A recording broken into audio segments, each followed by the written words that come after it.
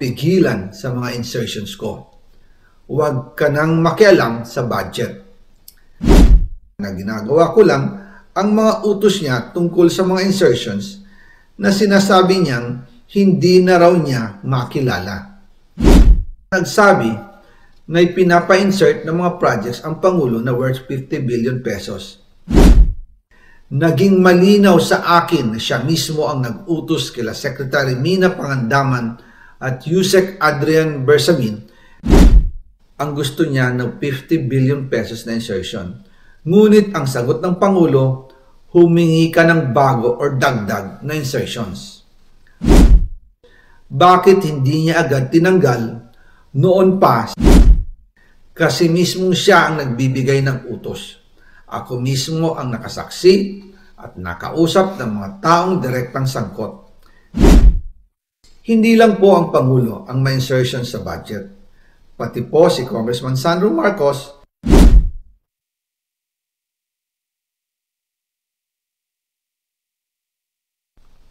pero kahit na i-deliver na ang 1 billion pesos para kay Pangulong Marcos at kahit na naisama na rin sa 2025 budget ang 100 billion pesos insertion sa pamamagitan ng BICAM Committee, ayon mismo sa utos ng Pangulo, nagagalit pa rin daw si BBM. Kaya noong February 2025, sumulat po ako ng isang confidential letter kay Pangulong Marcos. Doon ko ipinaliwanag na ginagawa ko lang ang mga utos niya tungkol sa mga insertions na sinasabi niyang hindi na raw niya makilala. Ilalabas ko po ang sulat ko sa Pangulo kasama ng video ito. Si Yusek Jojo Cadiz ang nag-ayos ng aming meeting noong March 2025 sa 1201 Aguado Street, tapat ng Malacanang, Gate 4. Pero sa halip na kumalma ang Pangulo, lalos lang siyang nagalit. Sa halip na itanggi o linawin niya ang tungkol sa 100 billion insertion, pinagsabihan niya kami ni dating Speaker Romualdez at sa akin mismo, diretsahan niyang sinabi, "Huwag mo akong pigilan sa mga insertions ko. Huwag ka nang makialam sa budget." Dahil sa mga binitawang salita sa akin ni BBM, naging malinaw sa akin na siya mismo ang nag-utos kila Secretary Mina Pangandaman at Yusek Adrian Bersamin na ipasok ang 100 billion pesos worth of projects. Kaya kung hindi talaga totoo na galing sa Pangulo ang utos, bakit hindi niya agad tinanggal noon pa sina Secretary Mina Pangandaman at Undersecretary Adrian Bersamin nang pinaalam ko sa kanya ang 100 billion insertions sa pamamagitan ng sulat? Bakit ngayon lang nila pinag-resign kung kailan nalaman ng publiko ang tungkol dito?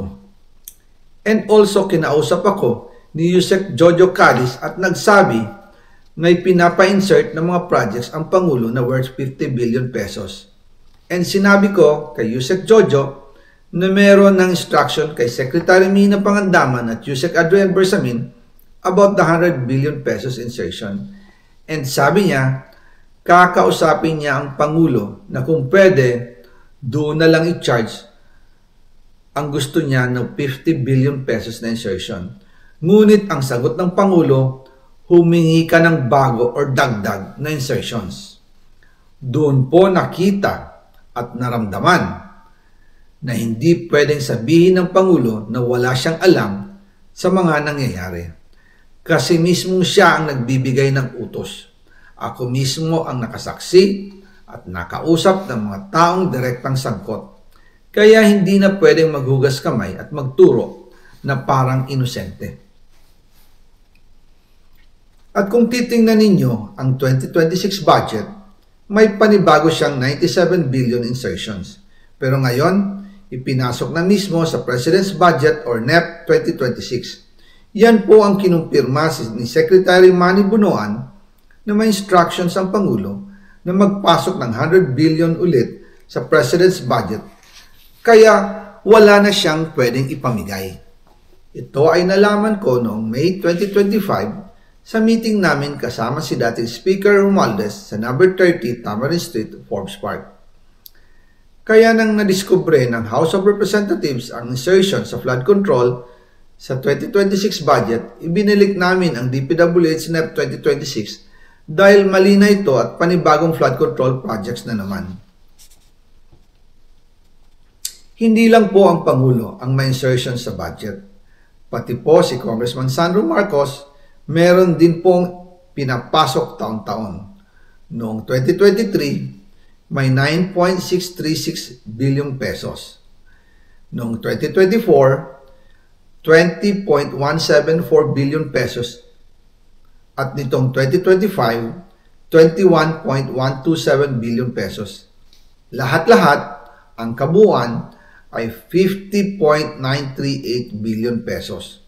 At bawat taon po, sa tuwing dumarating ang BICAM budget process, lagi po may utos si Congressman Sandro na ipasok ang mga proyekto niya. Nalaman ko na lang sa mga contractor na galit siya sa akin nung pinag-uusapan na ang 2025 GAA budget. Ang sabi daw niya, ipatatagal ako at magpa-file ng maraming kaso laban sa akin. Kasi kulang ng 8 billion pesos yung insertion na gusto niyang ipasok. Ang dahilan daw, may mga contractor na nakapag-advance na sa kanya at dahil hindi na ipasok ang buong halaga, kailangan daw niyang magsauli sa mga yon. Para malinaw sa taong bayan, ilalabas ko po sa video na ito ang listahan ng mga proyekto na kasama sa mga insertions ni Congressman Sandro.